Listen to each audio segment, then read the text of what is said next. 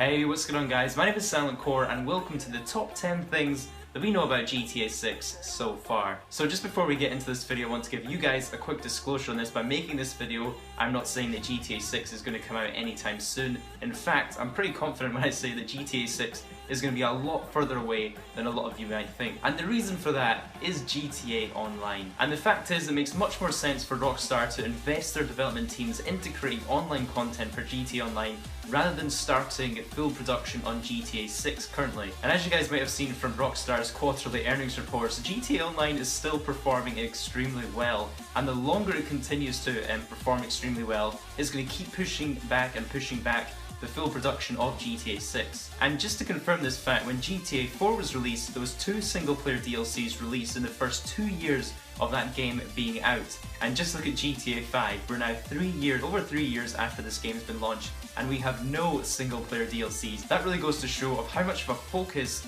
that GTA Online and online content is to Rockstar currently. So in my personal opinion, I do believe we've got another 4 years from today to wait until we'll be seeing GTA 6. So with that being said, let's get into the video. So let's take a look at the top 10 things that we know. Special thanks to Jan for sourcing much of this information. I'm going to link his article in the description if you guys want to check it out.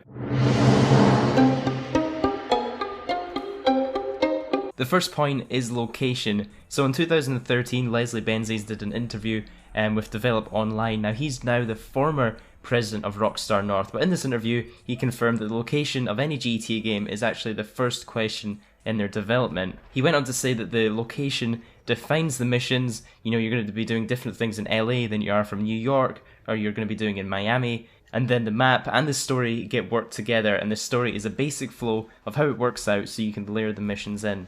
So what he's basically saying here is when you're going to develop a new GTA game, the first question is going to be the location. That's going to set everything in the game. Everything's going to be built on top of that one location. So I'm pretty confident they'll have already had the location down. You know, that's pretty preliminary work. That sort of stuff gets done before the game even goes into full production. And if we just take a look at the last few GTA games, obviously GTA 5 was in San Andreas, GTA 4 was in Liberty City, and then GTA Vice City was in Vice City.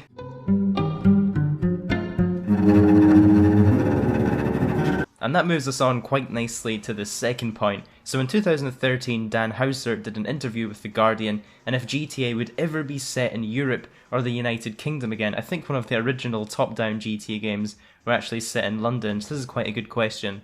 And this was Dan Houser's response. He said, "I think for us, my gut feeling is GTA London was cool for the time, but games were more limited then. Those days I think we would love to set a game in the UK set in London, however I don't know if that would be a GTA game.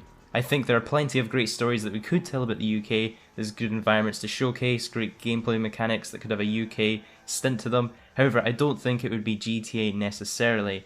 There are so many games that we'd like to make that we don't have the bandwidth to make at the moment, but we always think, well, the future is long and varied, but that's what the future's for." And this is possibly the most important part when he says, "Speaking for myself, and normally I'd be militant about saying we as much as possible because it certainly isn't me at all, thank God, but my own personal feeling is that GTA is America. With this game, I think we're very happy with this location. It lets us do something iconic." Now when you think about it, this actually completely makes sense. The whole point of GTA is the guns, it's the vehicles, the weapons, it's the references to the way people live in America, the contemporary American lifestyle. You know, there's lots of sort of references and puns towards that. And I really couldn't imagine this game being played in Europe or the UK. You know, guns aren't very common here in the UK. It'd just be really hard to imagine, and I think the story would be quite different as well. So from the sounds of this, GTA 6 definitely sounds like it's going to continue in America.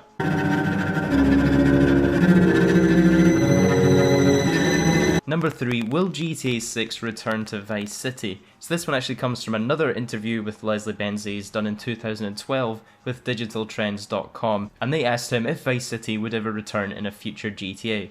His response was, "It's always a possibility. There's a few references to the city in our current gen GTAs, so it is a part of that HD universe, and certainly is somewhere we'd love to revisit. However, Vice City, perhaps more than any GTA game, was more about the era as the setting, so Miami in the 1980s was so iconic, it would feel strange to revisit that city in a different time period."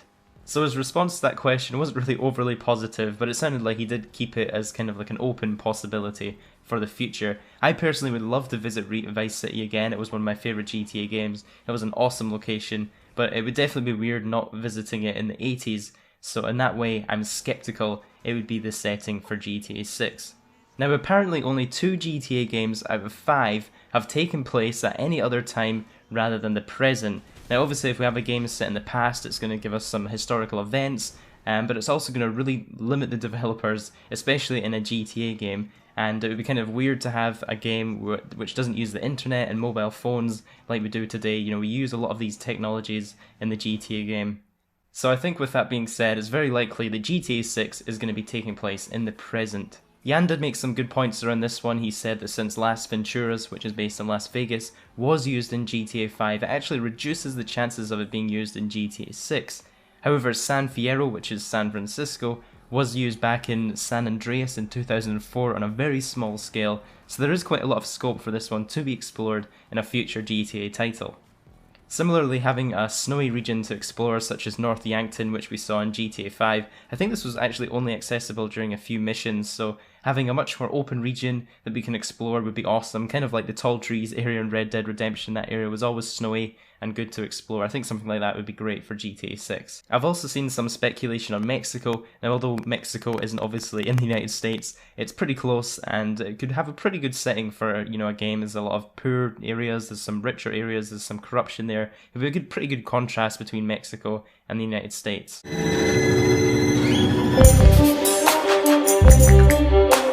Fact number 4, will GTA 6 encompass the whole of the United States? I also thought it was worth mentioning that in the same article of Digital Trends, Leslie made a comment that he would like at some point to have a map big enough to encompass all of their cities. So I can imagine this would be a pretty massive project, you know, having every game city together. And there's actually a mod for GTA San Andreas, I think it's called GTA Underground, that brings every GTA city and location together in one map. So something like that would be awesome for a future GTA game. There'd be so much to explore, but again, this would be a massive project, and I'm a little hesitant to believe that's what GTA 6 will be.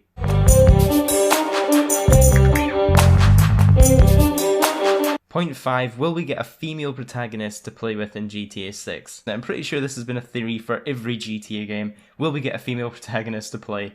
So in 2013, Dan Houser explained in an interview with The Guardian why GTA 5 had no female protagonist. He said, despite Rockstar's sometimes secretive aura, the article reads, despite Rockstar's sometimes secretive aura, Houser is very direct and has strong views on GTA 5's relationship with the movies. We don't need to hark back to film when technology allows us to produce our own response to real places. On the lack of playable game characters, the concept of being masculine was so key to this story.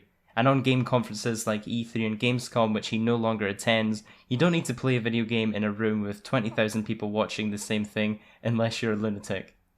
So although Dan Houser did say this way back in 2013, with that logic, that would carry over to GTA 6 as well. Now, statistics actually show that most crimes in real life are committed by males, but there are some really successful games out there with female characters. You know, we've got Tomb Raider, we've got Mirror's Edge, Assassin's Creed Syndicate. There's some really badass female characters, and I don't think it would be too out of place if they got a character in GTA 6 that was female.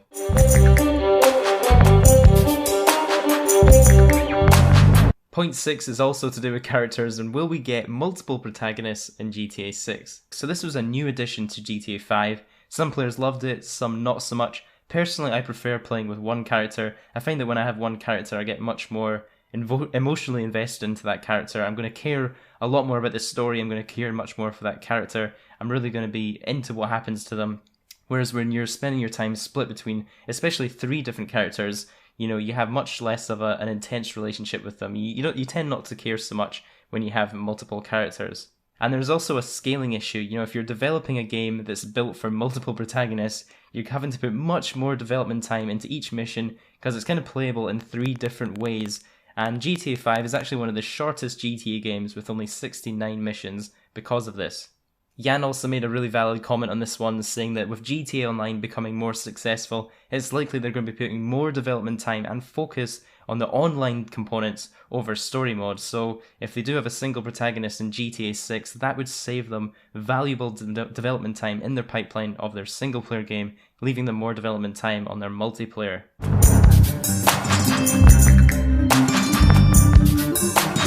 Next up, will we see a first-person view in the next GTA game? So first-person mode was introduced for the first time into PlayStation 4, Xbox One and PC versions of the game. And Rockstar actually covered this one in a Q&A on their newswire in 2014. Somebody submitted the question saying, "Are you only doing first-person games now? I've always loved Rockstar games, partly because they're third-person games." Rockstar's response was, "Absolutely not. We're excited by the response to our first effort at a first-person experience, but remain committed to the third-person games, and we may or may not use first-person camera option as an option in the future." And they say, "We do like to, whenever possible, give people options so they can play the game the way they like." So I don't know about you guys watching this, let me know in the comments how often you use first person mode, but for me, it's a little bit of a novelty feature. I don't use it too often. I think I actually forced myself to use first person mode for a certain amount of hours just to get the achievement unlocked. I don't know what it is, just playing in first person mode on GTA, especially when you're doing the combat role, it just makes you feel a little bit sick, you know, it's a little bit too intense. So I think the ultimate question here is how much development time is actually needed to make a first person mode. You know, there's lots of extra animations, there's lots of different interiors needed to be made. You know, the interiors of cars would have to be reworked because people are seeing them a much different angle in first person mode. And I think when it comes to deciding if GTA 6 has a first person mode, Rockstar probably wants to have a good look at the data and see statistically how many people are using first person mode on a daily basis and see if it's worth the development time.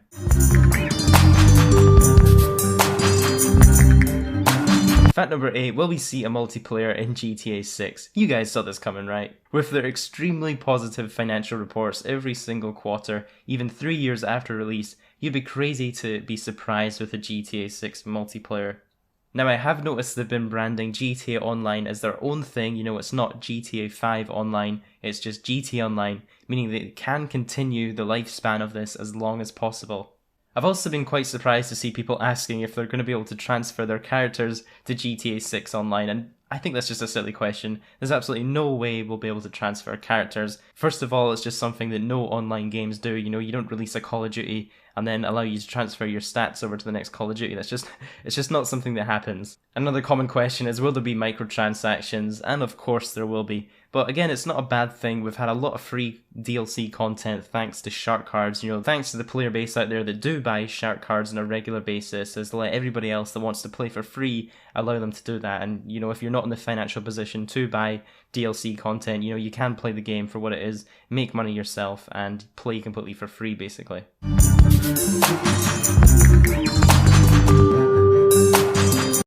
Next up, what sort of platforms can we expect to play GTA 6 on? So I think PlayStation 4 and Xbox One, these are the obvious choices, but it'll be interesting to see what sort of upgrades these consoles might get in the future. You know, obviously we've just had the PlayStation 4 Pro just announced, and it's going to be playing some games at 4K, so could GTA 6 be one of the 4K enabled games? Possibly. And it's also worth thinking about the next generation of consoles. You know, GTA 5 actually came out quite towards the end of the Xbox 360 and the PS3's lifespan, and then we went into the next generation. The same thing could happen with GTA 6 as we upgrade our console generations. Jan also commented on this one, saying that GTA on PC isn't as popular as you might think. He states there's only 4 million players on Steam combined with the 60 million on other platforms, so that's PS3, Xbox 360, Xbox One and PS4. Although you do have to take into consideration that 60 million number, people have bought the game multiple times. You know, that's not 60 million unique people. You know, I've actually ended up buying the game 3 times. I got it on Xbox 360, Xbox One and PS4. So it is quite interesting to hear that the Steam number is actually so low compared to those other platforms. However, I do think another factor for the reduced sales on PC is just the fact that it didn't come to PC until a much later date than all the other platforms. So a lot of people had already played GTA 5 through and completed it by the time it actually came to PC. With that being said, in my opinion, I do think GTA 6 will come to PC, with just the popularity of mods and the specs of PCs being able to support the game at a much higher quality. I think they would be crazy not to release it on PC.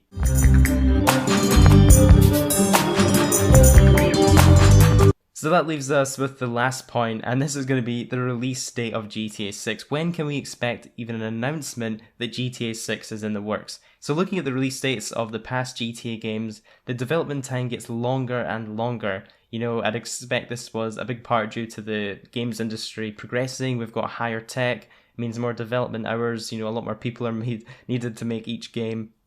We've got consoles and PCs getting more and more powerful every single day, so these games are going to have to put a lot more development time into, getting graphics and gameplay up to those level of standards. So let's take a look at the release schedule just for a second. So in 2008 we had GTA 4, that was 4 years after San Andreas. In 2009 we had The Lost and Damned, and then in 2010 we had The Ballad of Gay Tony.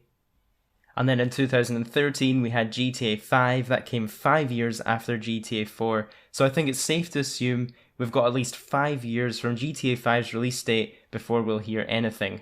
However, as I mentioned at the start of this video, GTA Online's success has resulted in a full studio focus on supporting online DLC content, which as a result does push back the full production of other projects that Rockstar North would be otherwise working on. So looking at all the evidence, I think GTA 6 is a lot further away than you might first think, and I'd predict that we might be waiting at least 2019 to at least hear anything about GTA 6. So there you go guys, that was everything we know so far about GTA 6. Now please take everything I mentioned in this video with a pinch of salt. Some of the things that have been said are from people that are no longer at the company, and it was said quite a number of years ago. Plans change, companies change, these type of things are completely subject to change. If you did enjoy this video and watched it all the way to the end, I'd really appreciate if you could take a few seconds to leave it a like. That would really help out the video, and also subscribe if you're new around here, because I do post a lot of GTA and Red Dead related videos. And of course, I'll be keeping you up to date on any GTA 6 related news or rumours. I hope you guys have an awesome day, and I'll catch you in the next one.